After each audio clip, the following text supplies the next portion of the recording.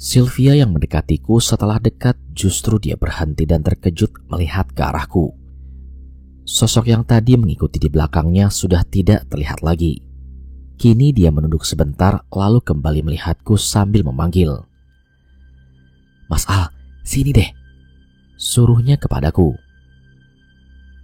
Ada apa?" Aku yang bingung langsung menghampirinya, walau masih bingung dengan hilangnya wanita di belakangnya tadi. "Tadi ada cewek berdiri di belakangnya Mas," dia memberitahu dengan nada sedikit berbisik. "Hah, seriusan?" Aku masih heran dan juga merasa aneh. "Ya elah, kapan Via bohong coba? Tadi pas Neng jalan ke sini, aku juga lihat ada wanita yang ikut di belakang Neng tadi, tapi gak seberapa lama hilang gitu aja," aku memberitahunya. Kini kami hanya saling pandang. Ketika sosok itu menghilang mungkin berpindah di dekatku. Dengan secara bergantian kami berdua dapat melihatnya. Terasa aneh suasana kali ini, yang sedari tadi sepi kini semakin sepi. Dan dengan tiba-tiba suara wanita tertawa terdengar begitu saja. "Astagfirullah," ucap Sylvia yang langsung mencari sumber tawa kuntilanak itu. Tenang, gak usah panik," suruhku kepadanya. Kelebatan bayangan di sebalik kabut juga semakin banyak terlihat. Tempat ini sangat tidak wajar. Jika diam saja malah semakin diganggu. Aku langsung menggandeng Sylvia tanpa berkata apa-apa, mengambil kerilku kemudian mengenakannya dan langsung menyuruhnya jalan. Dia yang dapat melihat mereka yang datang mengusik pun paham dengan kode dari aku, meski tanpa aku ucapkan. Area yang menghampar tanpa adanya pepohonan ini membawa kabut semakin pekat terlihat. Dengan tiupan angin tanpa penghalang lagi, kami terus mengikuti jalur. Sementara keluar dari pos 3 menuju ke pos 4 tentu membutuhkan perjalanan yang lebih lama juga panjang. Sambutan alam sedang tidak bagus. Belum lagi kami sama sekali tidak mendapatkan teman lain. Bagai gunung ini menutup segala dari mata kami berdua. Menyuguhkan sepi yang penuh akan misteri. Hanya gangguan astral yang terus mendorong kami atau justru akan menyesatkan langkah ini. Hanya sisa tekad berbarengan dengan doa menjadi pegangan diri. Tetapi inilah semesta, di mana jika manusia ingin merangkuhnya tentu siap dengan apapun resikonya. Alam selalu menghadang dengan 1000 misteri yang tidak bisa diprediksi. Dengan itu manusia dituntun semakin mendekat kepada Tuhan, dan ilmu hak itu didapat dengan menebalkan iman. Sepanjang perjalanan yang penuh dengan kejailan makhluk halus, kami berdua hanya terus berjalan dengan diam, tetap fokus, dan hati selalu berdoa tanpa berhenti. Melawan ketakutan dari diri sendiri, karena hanya dengan cara itu menghadapi mereka yang datang menyerang mental lalu menguasai akal sehat manusia. Diri ini senantiasa bermunajat meminta pertolongan ketika bayangan dendam kehidupan itu mulai terlintas kembali. Teriakku merasa sangat penat mengingat masalah itu. Mas, kenapa?" Sylvia yang berbalik badan bertanya kepadaku. "Gak apa-apa Neng, udah lanjut aja," suruhku kepadanya. Enggak, tunggu dulu, kamu mikirin apa sampai pegangin kepala begitu?" Dia bertanya dan melangkah turun mendekati ke arahku. Aku hanya membuang nafas berat ini, yang mana sangat aku harapkan dapat membuang beban pikiran itu. "Sorry ya Neng, tiba-tiba aku teringat pertengkaran aku sama mantan istri. Semua teriakan itu, amarah, cacian, bagai dapat aku dengar lagi. Wajah itu..." Ucapku tidak sanggup melanjutkan ucapanku. "Duduk dulu Mas, istighfar, tenangkan diri." Sylvia mencoba untuk menenangkanku.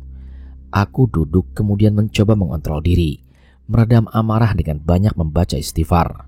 Aku sangat paham ini adalah campur tangan lembut yang ingin menyerang mentalku. Kemudian Sylvia juga ikut duduk di sebelahku memberikan pemahaman. Dengan menggenggam tanganku memperlihatkan kepeduliannya sebagai sahabat. "Mas, harus kembali ke awal niat. Kita kesini itu agar dapat mencari ketenangan. Jadi sebisa mungkin fokus Mas. Jangan terbawa masalah yang buat kamu malah jadi emosi." Gadis itu menasihati. "Terima kasih Haneng, aku selalu mencoba untuk mengontrol semua, tapi resah ini datang sejak awal kita mau datang ke sini," ucapku pada Sylvia. "Iya mas, aku paham. Sabar ya, kamu pasti bisa." Usai mendengar nasihat itu, kami berdua malah diketawakan oleh genderuwo yang jelas tertawanya berat juga menyeramkan.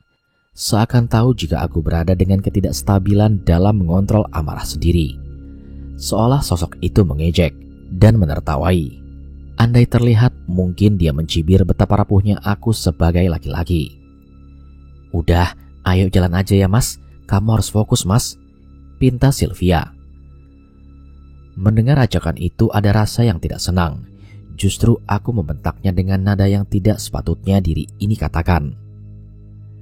"Kamu kalau mau duluan aja sana," aku berkata dengan dada terasa panas terbakar. "Astagfirullah Mas Al, sabar." Dia semakin kuat menggenggam tanganku dengan menatap ke arah mata ini dalam-dalam. Ya Allah, maaf. Ucapku menyadari jika aku hampir dikuasai oleh mereka juga keadaan. "Sudah gak apa-apa, ayo jalan aja mas, semakin lama di sini malah semakin gak karuan nanti kamu," ajaknya lagi kepadaku. Kemudian berjalan lagi kami dengan jarak yang tidak berjauhan. Dengan pelan terus naik ke atas. Malam pun bergulir hingga jika dipastikan mengaretnya perjalanan ini sangat begitu terasa. Sangat jauh dari hitungan target awal. Jam 9 malam sudah kami belum mendapatkan area pohon tunggal untuk mendirikan tenda. Belum dapat beristirahat dengan santai. Juga mengisi perut yang terasa sangat lapar ini. Sangat lamban kami berdua menaiki sumbing tanpa menemukan siapa-siapa. Hingga tanah landai sedikit ke bawah memperlihatkan lampu berkelipan di sebalik halimun. Pertanda tenda-tenda pendaki yang camp berada di sana. Dan tanpa terhindar ucap syukur mendapati kelegaan ini. Kami pun dapat sambutan dari orang-orang setelah tiba di area itu. Senyum juga teriakan ala pendaki terus bersahutan. Dan beberapa ada yang menanyakan, "Kalian hanya berdua aja? Di belakang masih ada rombongan lain gak? Kok malam banget sampainya?" Dan masih banyak lagi pertanyaan yang kami berdua jawab seadanya saja. Di sini aku mendirikan tenda dan berencana besok pagi akan melanjutkan summit menikmati puncak gunung tertinggi kedua di tanah Jawa ini. Tentu saja dengan harapan malam ini dapat tenang beristirahat untuk memulihkan tenaga. Setelah tempat berlindung beres, aku meminta Sylvia untuk mengganti pakaian yang sudah basah karena keringat juga air hujan tadi.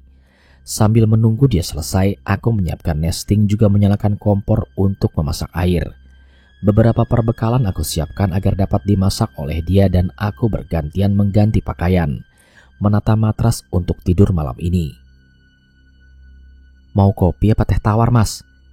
Tapi bagusan teh sih, biar kamu gak begadang malam ini," ucap Sylvia kepadaku. "Iya, terserah Neng aja, aku mau ikut aja Neng," jawabku dengan duduk menghadap kompor menghangatkan diri. "Boleh senyum sedikit gak? Biar alam malam ini tahu kamu baik-baik aja mas," pintanya dengan bercanda. Aku yang hanya memberikan senyum itu sebagai tanda berterima kasih kepadanya yang sangat peduli. Entah jadi apa andai aku datang ke gunung ini sendirian seperti planning gilaku beberapa hari lalu, yang tetap ingin mendaki meskipun tanpa kawan. Sylvia bagai diutus Tuhan menemani aku kali ini, dengan bertujuan selalu menjadi penenang dalam kekacauan emosi diri. Tuhan selalu mempersiapkan orang-orang hebat dalam berbagai tujuan dengan niat yang baik juga. Dalam tenda aku jadikan keril juga tas dia sebagai pembatas kami berdua. Setelah kami masuk ke dalam sleeping bag dan bersiap-siap tidur, tiba-tiba terdengar teriakan seorang wanita dari luar. Dengar gak? Aku langsung bertanya kepada Sylvia. "Iya dengar mas, itu siapa ya?" ucapnya sama penasaran. Aku pun langsung keluar tenda dibarengi dengan beberapa pendaki di area ini. Semua menuju ke sebuah tenda salah satu rombongan yang temannya kesurupan. Hal itu membuat panik teman-temannya yang memegangi cewek yang terus berteriak, mengeram dan juga mengancam dirinya sendiri. Ada beberapa orang langsung mendoakan, tapi ada juga yang datang hanya menonton, memastikan apa yang terjadi sepertiku ini. Seorang pemuda berperawakan kecil lalu memencet jempol gadis itu dengan membacakan doa lalu menarik sekuat-kuatnya. Terlihat perlawanan dari sosok yang merasuki pendaki itu.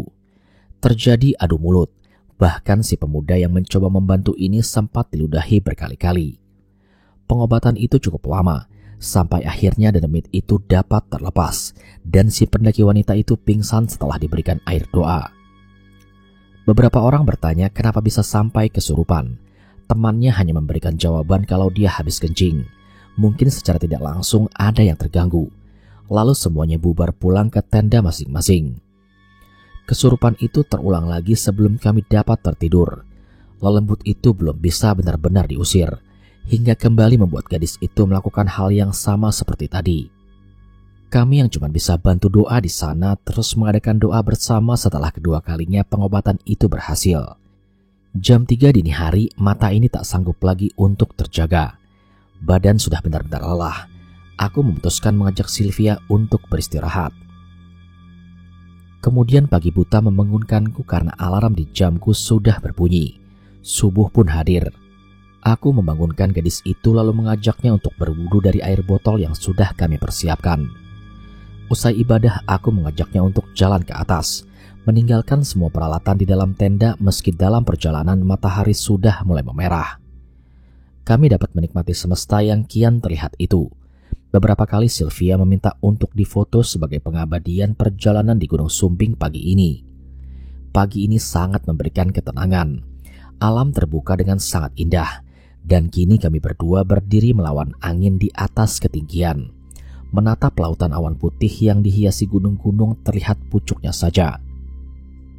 Subhanallah, indahnya ya mas. Sylvia mengucap syukur dan berdoa. Aku terus amati wajah-wajah itu satu persatu dengan duduk di sebuah batu.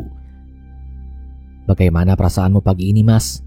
Tanya Sylvia menanyakan itu. Alhamdulillah, tak terucapkan Neng. Tenang, bahagia dan yang paling utama itu terima kasihku kepada Tuhan telah menuntun kamu untuk menjagaku. Terima kasih ya Neng. Kusampaikan rasa terima kasihku kepadanya. Sama-sama, udah nikmatin dulu pemandangannya ya, biar makin adem baru nanti kita turun. Ajaknya sambil duduk di sebelahku. Hampir sejam lamanya kami menikmati puncak, dan setelah itu memutuskan untuk kembali ke tenda. Setelah sampai, Sylvia langsung memasak sarapan juga bekal untuk di perjalanan. Sementara aku yang membongkar tenda dan mengepak barang agar langsung jalan turun setelah perut kenyang. Sesekali aku melirik ke arah tenda yang semalam ada cewek kesurupan itu, dan mereka pun terlihat aman, menandakan setan semalam tidak kembali datang untuk mengganggu lagi. Neng, turunnya mau pakai jaket nggak? Tanyaku pada Sylvia. Nggak mas, panas juga hari ini kayaknya, ucapnya dengan tetap dia menggoreng telur.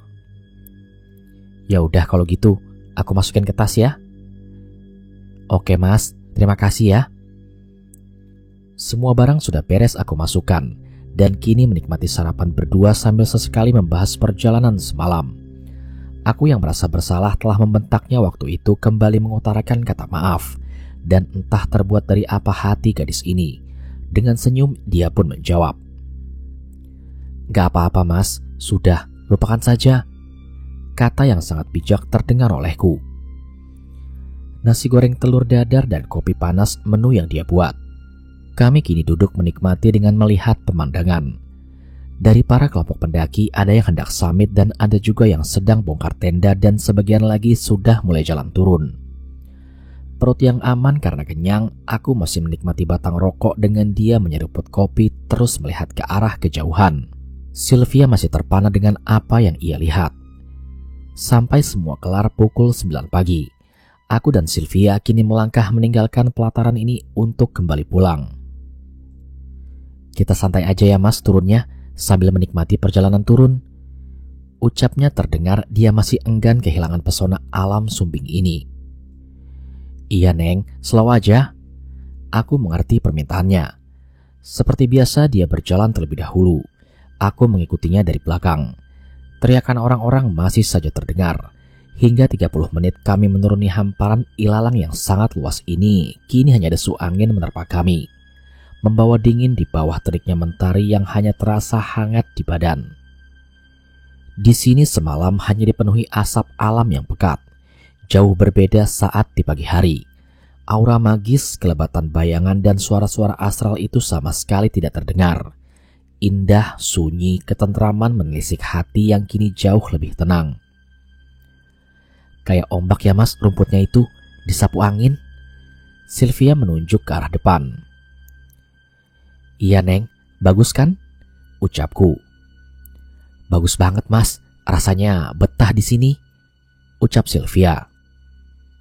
Sambil menikmati semua ini, kami tetap bergerak dengan pelan, karena waktu terus bergulir. Sementara kami berharap sebelum gelap sudah sampai di base camp agar bisa segera pulang ke rumah saudaraku di Magelang. Namun kejadian tak terduga aku lihat ketika kami sampai di pos 3. Di sana rombongan pendaki meminta bantuan karena temannya sakit. Kenapa ini mas? Tanyaku pada mereka.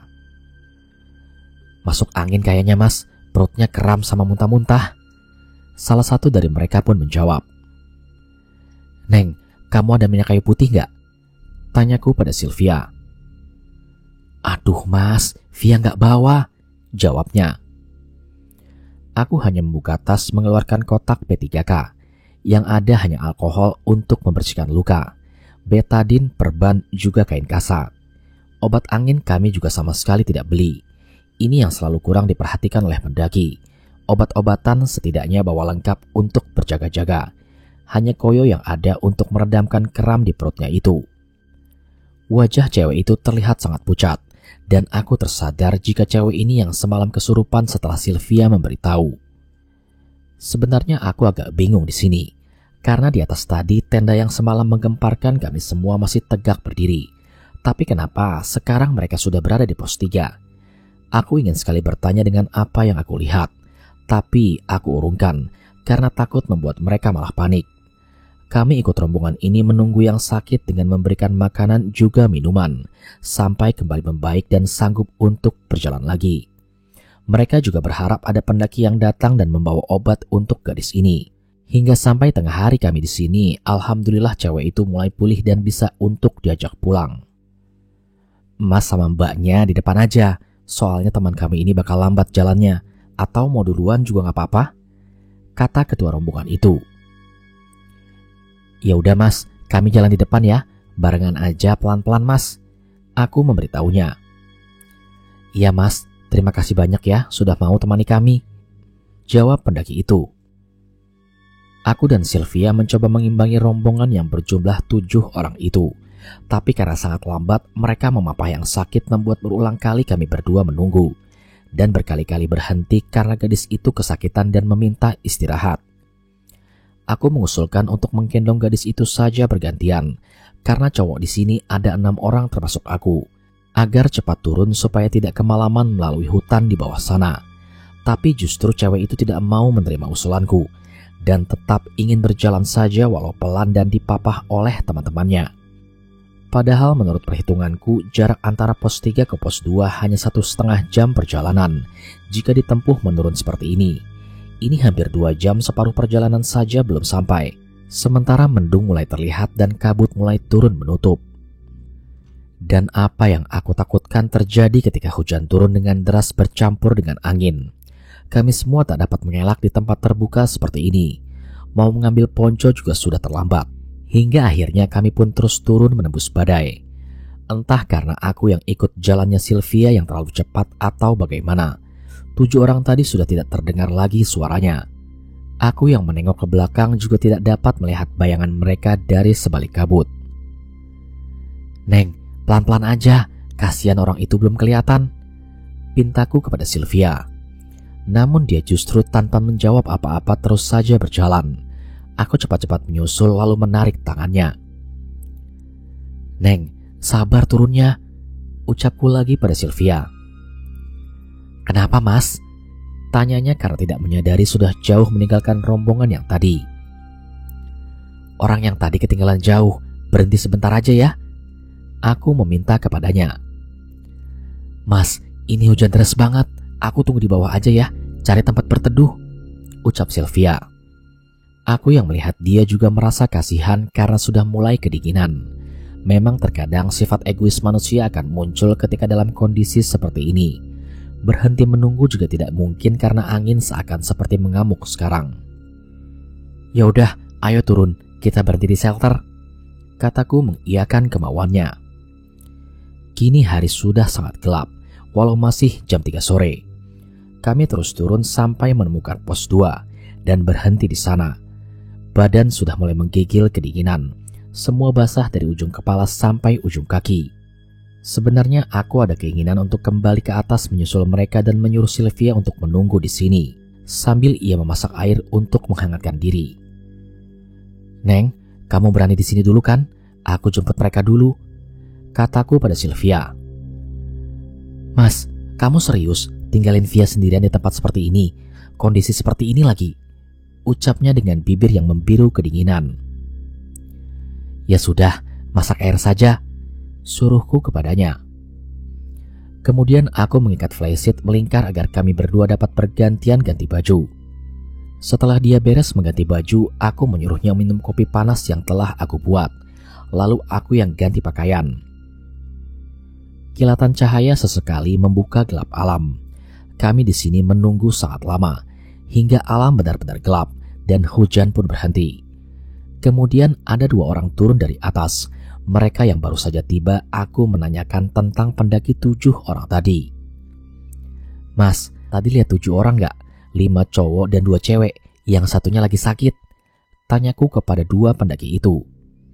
Kemudian 2 orang itu saling pandang dan sedikit bingung karena baru tiba dan mendapatkan pertanyaan itu dariku. Gak ada siapa-siapa mas, kami gak nyalip atau lihat orang yang turun, jawab pendaki itu. Di sini gantian aku dengan Sylvia yang saling menatap bingung. Kemana 7 orang tadi? Memangnya kenapa mas? Tanya salah satu dari 2 orang yang duduk tak jauh dariku.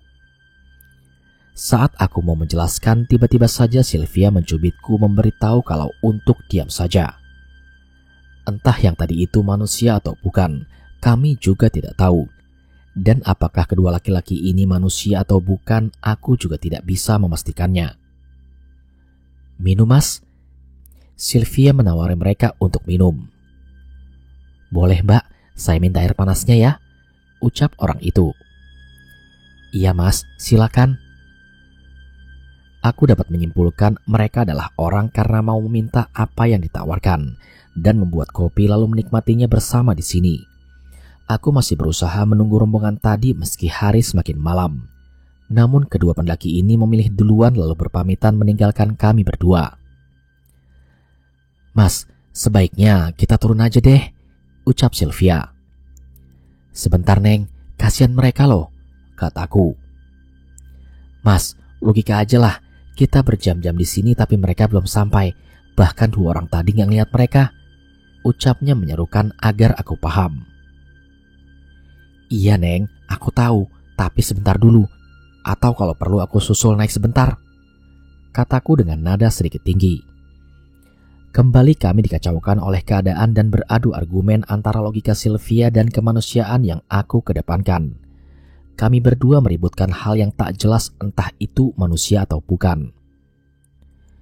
Oke, sekarang gini aja mas, mau turun atau balik naik lagi? Jujur ya mas, Via kalau harus naik lagi capek banget. Silakan cari mereka dan biar aku di sini. Aku menghentikan argumen itu. Sejenak diam menatap ke arah Sylvia yang juga menatap ke arahku dengan mata menangis. Beberapa kali aku melihat bibirnya bergetar ingin menyampaikan sesuatu yang ia tahan. Oke Neng, maaf ya. Ya sudah, kita turun sekarang, kataku kepadanya. Kalau mau turun itu dengan kemauan mas, jangan ada ganjalan dalam hati. Pikirkan lagi biar ke depannya gak ada penyesalan, katanya dengan penuh menahan emosi. Ya sudah, kita turun ya. Maaf ya Neng, udah jangan nangis lagi. Aku kini hanya merasa bersalah kepadanya. Tentu ini sangat tidak baik bagi mental sahabatku yang jelas kacau karena perdebatan yang sebenarnya hanya menunda waktu kami berdua untuk turun sesuai jadwal. Kini malam menghadang kami kembali. Dan tentu apa yang bersembunyi di balik kegelapan tengah mengawasi dengan mencoba menyeret kami ke jalur lain agar dua manusia ini tidak dapat kembali pulang ke alam selayaknya. Hutan pinus sangat gelap dengan jalur yang begitu sulit kami susuri menurun. Suara burung hantu terdengar menyeramkan, membuat suasana serasa lain. Degup jantung yang berkejaran menandakan kami tidak dalam keadaan tenang juga siap menjamah belantara sepekat kelam ini. Angin dingin membalut diri, membuat bulu halus meremang tanpa bisa terelakkan. Pikiran disuguhkan dengan gambaran-gambaran penampakan yang akan muncul dari mana saja. Sampai langkah kaki Sylvia terhenti karena harus mencari jalan untuk menuruni dinding tanah yang tinggi. Akar pohon yang menjadi satu-satunya titian agar kami dapat mencapai tanah datar di bawah sana. Ada tambang gak sih, Mas? Tanya Sylvia karena memang harus membutuhkan tambang untuk menuruni area ini. Ada sih, tapi semoga aja sampai ke bawah karena sudah aku potong buat ikat flysheet. Kemudian aku membuka tas. Lalu tali aku ikatkan ke salah satu pohon dan menyambungnya hingga dapat dijadikan penolong kami berdua untuk turun. Aku menyuruh Sylvia turun dengan meninggalkan tasnya agar ringan dan dia bisa lebih leluasa bergerak mencari topangan merayap di dinding alam ini. Beberapa kali dia hampir terjatuh. Untung hobinya climbing dapat membantu dia ketika menjumpai medan jalur sesulit saat ini. Setelah dia sampai di bawah, baru aku menurunkan kedua tas kami dengan mengulurkan tambang persik ini. Sebetulnya aku memang sudah merasa janggal di area ini. Karena sewaktu kami naik siang kemarin, tempat ini tidak sebegitu sulit atau tidak se-ekstrim itu. Atau ini karena keadaan malam yang gelap menjadi begitu susah untuk dijamah. Sampai perlahan aku mulai turun dan mencari pijakan akar raksasa yang ternyata begitu licin. Oke, lanjut yuk, ajakku setelah sampai di bawah. Kami pun bergerak lagi untuk turun. Kini jalur setapak dengan rumbia liar di sisi kanan dan kiri bagai lorong yang dipandu dengan gelap harus kami lalui. Dengan kebulan asap yang keluar dari mulut juga hidung ketika bernafas. Dingin semakin terasa walau kami sudah tidak berada di ketinggian lagi. Tetapi aku dapat perkirakan jika saat ini kami masih berada di atas 1500 mdpl atau bahkan lebih. Trek yang kami jajaki jauh terasa lebih sulit walau dalam keadaan turun. Jauh berbeda ketimbang dalam waktu siang hari pas naik kemarin. 1 jam berlalu tanpa dapat menembus area hutan ini. Neng, istirahat dulu bisa ya? Bikin minum dulu, aku udah mulai sesak. Pintaku pada Sylvia. Iya mas, sini aku bantu turunkan kerilnya. Dengan cekatan dia membantuku dan mengeluarkan peralatan masak. Air masih ada nggak di kamu, Neng? Aku bertanya karena lupa mengisi botol-botol kosong di atas tadi. Punya Via masih 2 liter mas, aman lah itu, ucapnya yang dapat memberikan aku rasa lega. Alhamdulillah, cukuplah sampai ke bawah nanti, balasku menjawab dia. Aku melirik ke arah jam tanganku yang ternyata mati. Berkali-kali aku pencet tuas agar dapat melihat jam digital, tapi tanpa terlihat. Aku tidak bisa memperkirakan pukul berapa sekarang, karena ternyata jam tangan Sylvia pun mati. Iya mas, kok sama barengan ya matinya? Tapi jarum jamnya masih menunjukkan pukul 10 lebih. Tapi Via nggak tahu matinya barusan atau tadi pagi. Ya udah nggak apa-apa. Paling juga sekarang masih jam 9 malam. Kita santai aja nggak perlu buru-buru. Kataku melonggarkan pikiran kami berdua. Iyalah mas, santai aja ya, jawabnya. Aku meninggalkan dia sendiri lalu mencari tempat untuk buang air kecil. Di bawah pohon dengan semak belukar yang tumbuh, aku pipis di situ. Sampai selesai aku bersuci, lalu menyiram pohon yang terkena air seniku dengan sisa air yang di botol yang aku bawa. Kembali aku ke tempat Sylvia duduk untuk membuat kopi. Dengan sinar headlamp yang menyorot ke wajahnya sedikit seram terlihat, karena wajahnya tampak pucat pasi. Neng, kamu sakit ya? Aku menanyakan keadaannya. Enggak mas, baik-baik aja kok. Kenapa emangnya? Tanyanya balik kepadaku. Kok kamu kelihatan pucat loh? Gak apa-apa mas, cuacanya aja yang membuat pucat. Nanti kalau sudah minum juga bertenaga lagi kan? Sylvia memberitahu keadaannya. Kami sudah kembali mengulur waktu banyak di sini. Kami berdua kembali duduk dan meminum kopi. Dan selain itu juga aku menyempatkan merokok. Meski di tengah-tengah keganjilan alam gelap ini, kami berdua selalu fokus dan mengobrolkan hal yang sewajarnya, agar tidak terucap perkataan sompral yang dapat membahayakan diri. 2 batang rokok dan secangkir kopi sudah aku selesaikan, sementara Sylvia memakan kornet telur yang dia buat tadi pagi untuk memulihkan tenaga. Aku yang sama sekali tidak merasakan lapar karena kopi sudah sangat mengenyangkan. Tetapi pilihan seperti yang aku lakukan ini sebenarnya sangatlah tidak dianjurkan. Setelah semuanya selesai, bergerak lagi kami turun. Sampai rasa lelah di tumit ini juga lutut begitu terasa. Nyeri di kaki membuat aku meminta untuk kembali beristirahat dulu. "Kamu gak apa-apa kan, Mas?" Nada Sylvia terdengar khawatir. "Gak apa-apa, Neng. Hanya butuh istirahat aja sebentar," jawabku. Setelah dirasa aman, baru aku mengajaknya untuk lanjut lagi. Berulang kali aku rasakan kaku di tumit juga lutut, tapi aku terus mengikutinya dengan tetap berjalan melewati jalur ini. Dalam terus menahan rasa sakit yang aku coba abaikan, kini Sylvia yang meminta untuk berhenti. Bukan karena dia merasa sakit sepertiku, tapi karena dia merasakan hal yang aneh. "Sebentar, Mas, kita berjalan udah berapa lama sih?" Dia bertanya dengan nada kebingungan. "Kayaknya sih 2 jam lebih, Neng." "Iya ya, tapi kenapa belum tembus juga ya hutan ini?" Ucapku juga merasakan keanehan. "Mas ingat gak area ini? Kita udah lewat berkali-kali," ucap Sylvia kepadaku. Aku yang langsung mengamati tempat ini meski semua hanya rimba dan alam yang gelap. Namun aku dapat kenal setelah menemukan pohon liar yang menjadi tempat aku kencing di dalam sana. Dan kini kami juga tepat berdiri di mana kami berdua beristirahat, meminum kopi dan aku menghabiskan 2 batang rokok. "Iya, Neng, ini tempat kita tadi berhenti kan?" kataku pada Sylvia. "Via ngerasa ngelewat sini tuh udah lebih dari 3 kali, Mas," gadis ini memberitahuku. "Hah? Serius, Neng? Masa sih?" Aku yang terkejut mendengar perkataan itu. "Mas, fokus dong, jeli dikit lah," katanya dengan nada terdengar kesal. "Maaf, Neng, aku bukannya gak fokus. Aku jalan dari tadi menahan tumit sama lututku yang sakit." Aku memberikan alasan yang aku rasakan. "Iya, Mas, bismillah ya, kita jalan lagi," ajak Sylvia.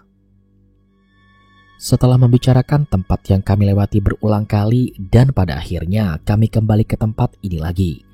Entah itu dirasa oleh Sylvia atau tidak, tapi kali ini aku yang merasakan dan melihatnya.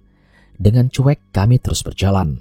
Sekiranya 15 menit turun, kami akan sampai di tempat semula. Hingga akhirnya aku meminta untuk berhenti dan mematahkan satu pohon sebagai penanda. Lanjut lagi kami tinggalkan tempat ini yang aku hitung sudah ke-9 kalinya kami melalui area ini. 2 jam tanpa berhenti dan diputar-putar di tempat yang sama. Sampai pada akhirnya lelah sudah terasa oleh Sylvia yang sudah sempoyongan berjalan hingga dia tanpa meminta berhenti langsung terduduk di tengah jalur. Aku yang berdiri di belakangnya langsung lesu setelah melihat pohon yang tadi aku patahkan. "Aduh, kesini mulu dah. Kapan sampainya coba, Mas?" Sylvia kesal dengan menatap ke arahku.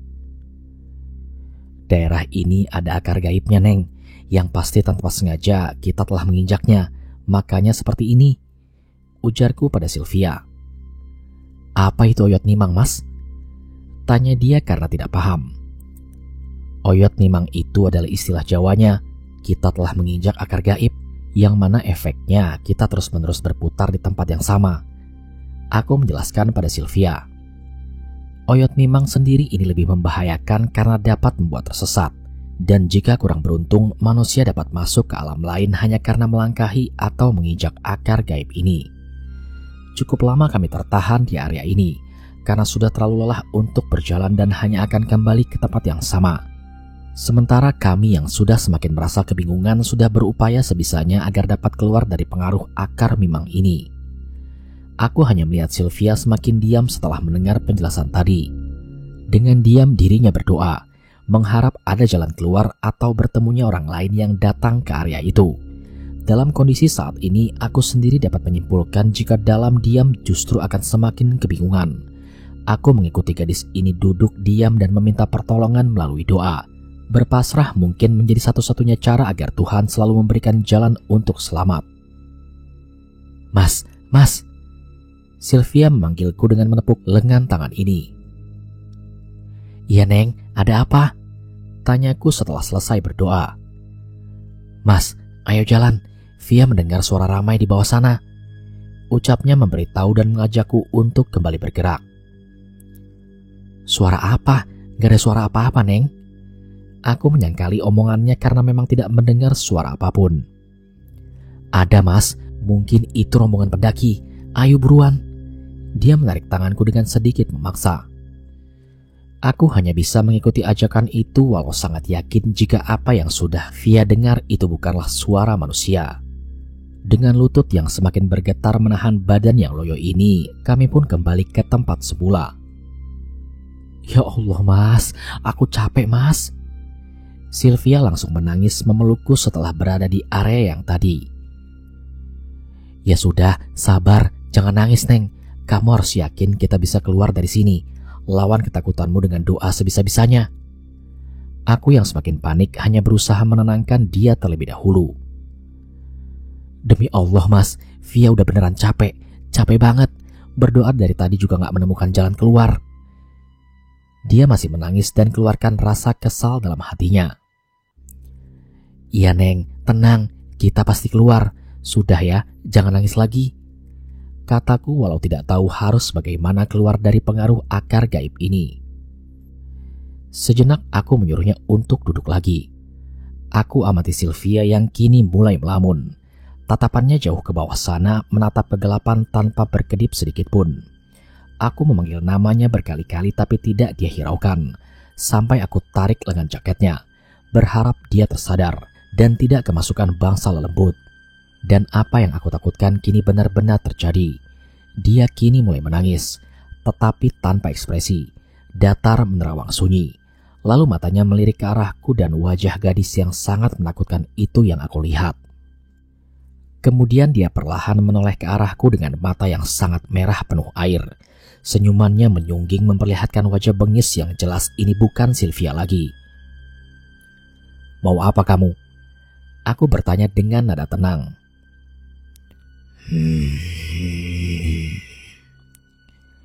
Suaranya terdengar dari dengusan nafas yang sangat berat. Tolong jangan ganggu kami. Kami berdua hanya lewat untuk pulang. Jika ada kesalahan yang kami perbuat, tolong dimaafkan. Aku menyarati sosok yang merasuki sahabatku ini. Maneh duaan neangan jalan sejen. Ulah lewat dia, sebab di dia teh masjid, lain jalan. Ucapnya kepadaku. Aku hanya bisa diam di sini karena tidak paham apa yang diucapkan Sylvia dengan bahasa itu. Yang aku tahu itu adalah bahasa Sunda, tetapi aku sama sekali tidak paham dengan apa yang dikatakannya. Tolong bisa pakai bahasa yang saya paham, pintaku pada dia, karena saat itu aku hanya semakin bingung dan tidak paham apa-apa. Mangkat ti dieu. Ucapnya dengan nada yang sangat marah dan menunjukkan ke arah atas. Kini aku tidak lagi mau bernegosiasi dengan sosok yang merasuki Sylvia.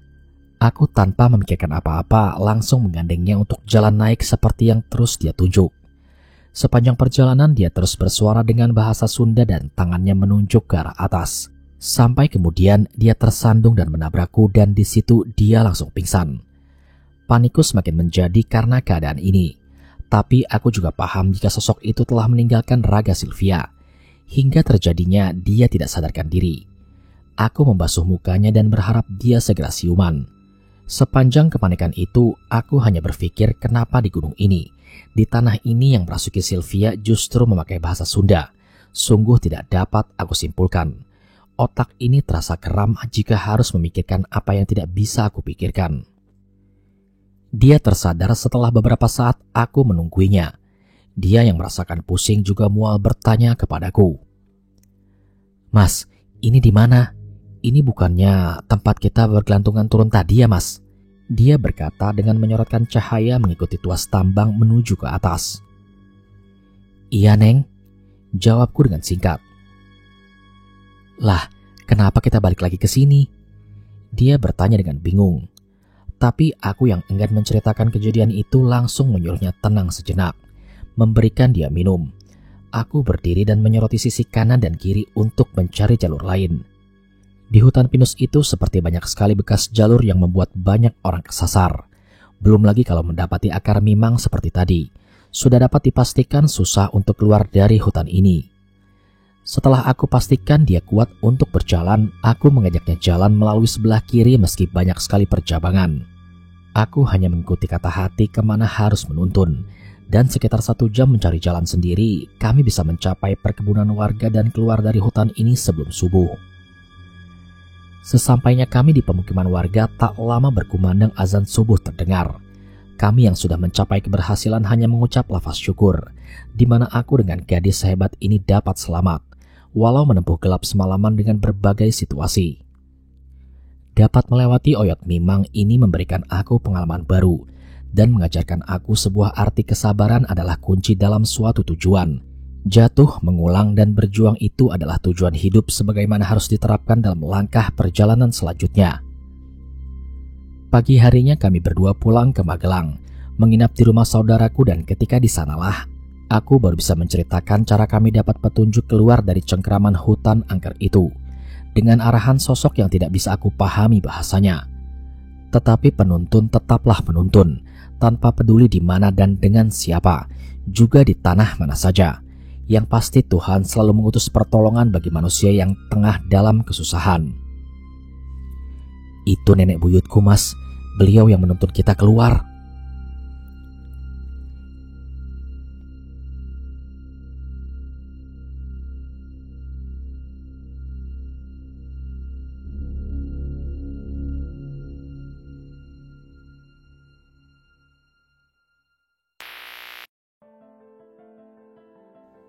Sekian cerita pada kesempatan kali ini.